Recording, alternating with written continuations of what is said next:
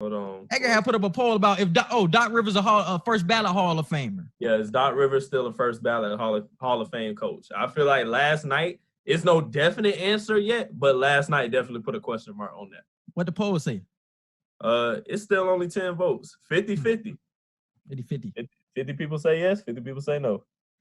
And I'm on the fence. I think Doc will still get in, being that I don't know any other first ballot head coaches. You know what I'm saying? Obviously, you got the Fields, the easy ones, the Fields, the Pops.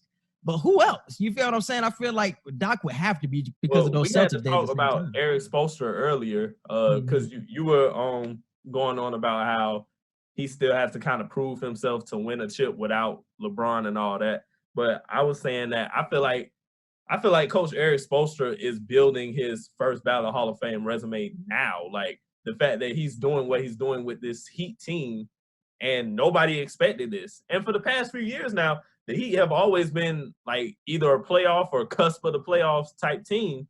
And he's been doing well with the talent that he has. And he's still very young. He still has a long coaching career to go to still. I don't see him coaching anybody other than the Heat. So I feel like he still has an opportunity to win multiple championships or at least one still within his coaching career. And I feel like even if Spoelstra never wins a chip again, I feel like multiple playoff appearances, possible finals appearances, I feel like that'll be good enough for him to make it first ballot in the Hall of Fame. As long as when he loses, it's a situation where you just lost to the better team. Now, if it's a situation where you're starting to blow stuff, then I see the question marks. But if you just end up losing to the better team in certain situations, I can't fault you for that. Yeah. So Spo is not one yet because like I was telling him earlier, man, LeBron, people still credit LeBron more than they credit Spo for those championships, and for good reason. But Spo has to win with this team. If he gets this team to the finals, that's his best coaching job ever. So he's gonna get a lot of credit for this, you know what I'm saying, moving forward. So that's obviously gonna build his Hall of Fame resume, but not yet.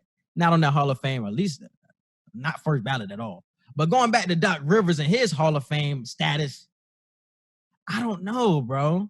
Is this really going to affect him, or are we going to remember the Celtics days more than we remember the Clippers days, Doc?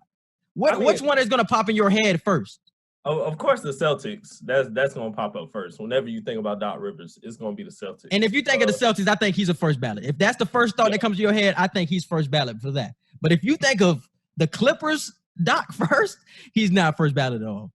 Yeah, I agree. I feel like Celtics days are automatically going to pop up first with people.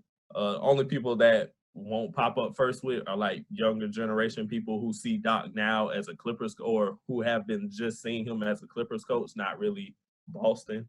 But yeah, I feel the same way. When you think about Boston, automatic first ballot Hall of Fame coach. But once you start really diving into the career, it's like the further he gets into his career, the more it's starting to be questionable. And that's what I worry about with Doc. It's like you started off with a hell of a resume.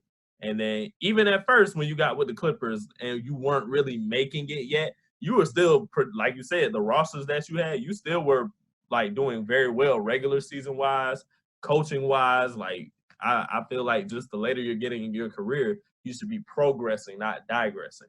But this is what I was telling Edgar too. I feel like more people are going to remember the Celtics days and also the wins. A lot of people go more by wins when they look at Hall of Fame resumes. And I think we gave him a shout out on a couple pods ago. I think he's like 11th or about to be top 10 in wins in NBA history. So things like that, statistics like that is going to get Doc in that first ballot Hall of Fame range because of things like that. I'm pretty sure everybody that's in that top 10 in wins has probably been a first ballot Hall of Famer if just off common knowledge. So I would assume that if Doc gets in that, he will be first ballot moving forward, though. But he has underachieved though with the Clippers, bro. Like I said, stacked rosters twice.